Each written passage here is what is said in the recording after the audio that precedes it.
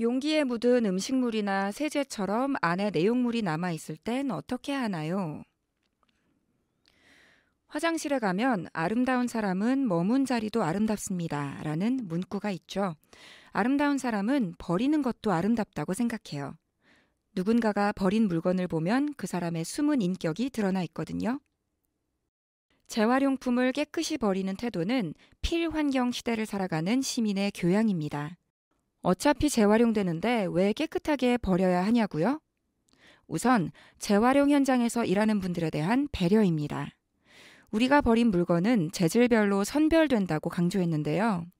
과정마다 모두 사람 손을 거칩니다.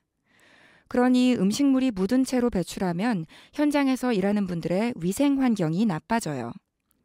위생을 위해 일회용 물티슈까지 쓰는 이들이 재활용 현장에서 일하는 분들에게는 음식물이 묻은 용기를 내놓는다면 너무한 행동이죠. 재활용품 선별장에는 구더기가 기어다니고 곰팡이가 날아다닙니다. 저는 쥐 사체도 봤습니다. 대충 싸맨 똥기저귀와 비닐봉지에 담긴 족발 뼈다귀가 들어오기도 하고요. 선별장 작업자들이 걸리는 직업병 중 하나가 손톱 곰팡이인데요. 보이지 않는 곳에서 가장 중요한 일에 고군분투하는 분들을 위한 배려가 절실합니다. 다음은 재활용 비용을 줄이고 재생 원료의 품질을 높이기 위해서입니다. 이물질이 많으면 재활용 공정 중 세척 비용이 증가하고 완전히 씻기지도 않거든요. 특히 고추장이나 된장통은 시간이 지나면 내용물이 딱딱하게 굳어 용기에 들러붙죠.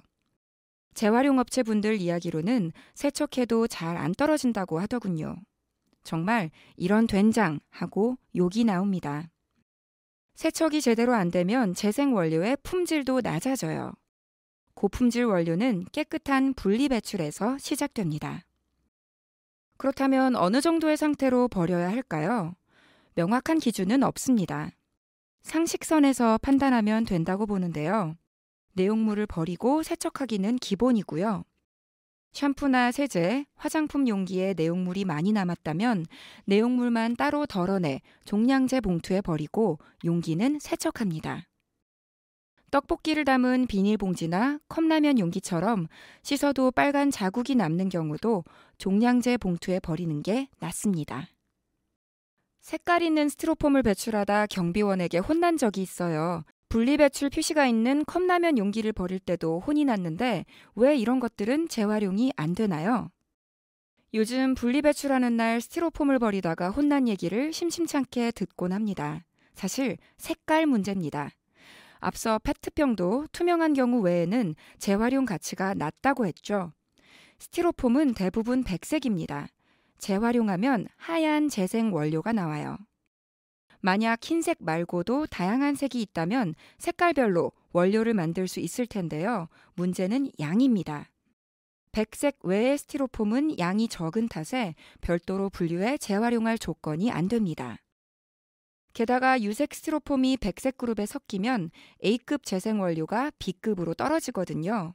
그래서 아예 못 내놓게 하는 겁니다. 기술적인 측면이 아닌 경제적인 이유로 재활용이 막힌 거죠. 기능상 특별한 이유가 아닌 마케팅 목적으로 색을 입히곤 하는데요. 백색 외에 다른 색 스티로폼은 처음부터 만들지 말아야 합니다. 아예 생산을 금지하는 등 정부 차원의 강력한 조치가 필요합니다. 컵라면 용기에 라면 국물 자국이 남은 경우는 햇빛에 노출해 국물 자국을 없애는 방법이 있어요.